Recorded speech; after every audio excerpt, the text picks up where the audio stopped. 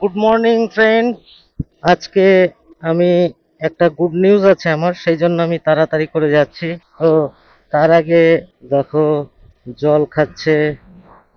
সবার আগে আমাদের লুকিং গ্লাসটা ঠিক করে নিতে হবে। ঠিক আছে, তো অনেকদিন পরে মোটো ব্লগে বেরোলাম। ঠিক আছে, বাইক নিয়ে বেরোলাম। বাইক নিয়ে সবসময় বেরোনো হয়, বাট ভিডিও শ্যুট করা হয় না।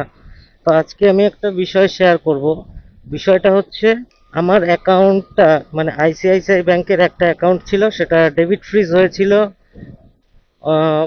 2023-এ। তো আজকে আমি অ্যাপ্লিকেশন দিয়েছিলাম জানুয়ারিতে। ঠিক আছে, তো সেটা অনেক কষ্ট করার ফলে আজকে কিন্তু প্রবলেমটা সলভ হয়েছে। কিছু টাকা অ্যাকাউন্টে আটকে ছিল, সেটা আমি যাই হোক রিকভার করতে পেরেছি আজকে। ব্যাংক ম্যানেজার ফোন করেছিল এবং অ্যাকাউন্টটার সঙ্গে আমার এফডি করা ছিল, সেই এফডিটাকেও ক্লোজ করে অ্যাকাউন্টটাকে ফুল ক্লোজ করতে হবে। তো বিষয় হচ্ছে যে ডেবিট ফ্রিজের যে সমস্যা, এই সমস্যা অনেক মানুষের কিন্তু ফেস করতে হয়েছে, অনেকের। বিষয়টা কি, ডেবিট ফ্রিজের আমি কেসটা বলি। ডেবিট ফ্রিজ এটা ব্যাংক থেকে কিন্তু আমার যতটা মনে হয় সেটা করায়, ঠিক আছে, হায়ার লেভেল থেকে।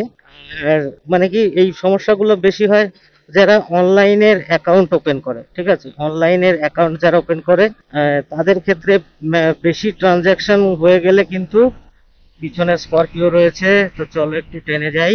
তো যাই হোক, আস্তে আস্তে যেতে যেতে কথা বলাটাই ভালো। ঠিক আছে, সেই অ্যাকাউন্টগুলোতে মানে আমরা যদি জিরো ব্যালেন্সের অ্যাকাউন্ট ওপেন করি, সেই অ্যাকাউন্টগুলোতে বেশি যদি ট্রানজ্যাকশন হয়ে যায়, অ্যাকাউন্টটাকে ফ্রিজ করে দেয়। ফ্রিজ করে তারা ফোর্স করে মানে তাদের মেনটেনেন্স অ্যাকাউন্টে যাওয়ার জন্য। এটাই হচ্ছে মূল প্রবলেম। এইবার কি হয়, ধরো আমাকে তো ফোর্স করলো, কিন্তু আমি যে এই যে প্রায় 1 বছর, 1 বছর বলবো না, 8 থেকে 9 মাস আমি সাফার করছি। এই যে সাফার, এই প্রবলেমটা তো আমারই হয়েছে, ব্যাংকের তো কোনো প্রবলেম হয়নি। ফলে কি ভাই, এই সমস্যাগুলো মানে করা উচিত নয়। ব্যাংক এটা বলতে পারে যে আপনার ট্রানজেকশন বেশি হয়েছে, আপনি আপনার অ্যাকাউন্টটাকে আপগ্রেড করুন বা আপনার এই চার্জেসটা দিতে হবে, সেটা করে দাও ভাই।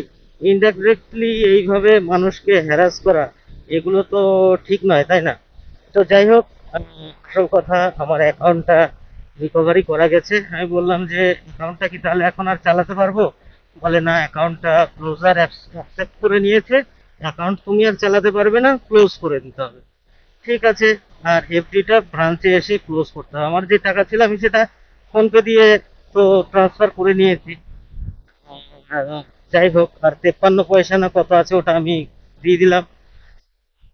এতদিনের কিন্তু আমার ডেবিট ফ্রিজ থাকার কারণে আমার অনেক প্রবলেম হয়। তো প্রবলেম কি হয়েছে, আমার দুটো ইএমআই ছিল, সেই ইএমআই গুলো হিট করতো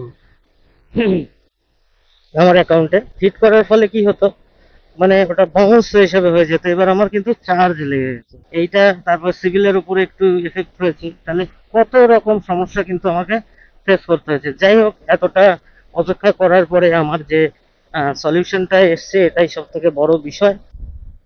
তো এগুলো নিয়ে ভাবছি না। ঠিক আছে, তো চলো যাওয়া যাক। ব্যাংকে গিয়ে আমি দেখে নিই যে আমার প্রসেসিং গুলো যেটা রয়েছে সেটা কমপ্লিট করি।